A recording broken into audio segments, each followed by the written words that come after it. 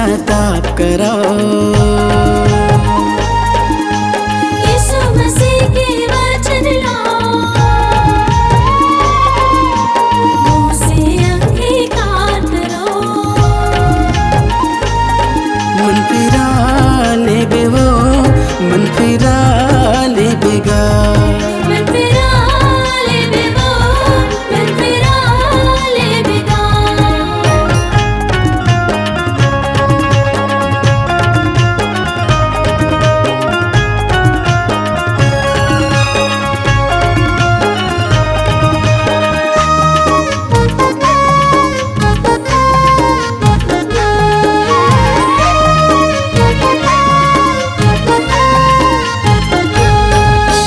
यीशु मसीहा वैया है, अपन मन ला तुम तैयार करो। दुनिया के अंत हो गया है, कलीसिया विश्वास करो। यीशु मसीहा वैया है, अपन मन ला तुम तैयार करो।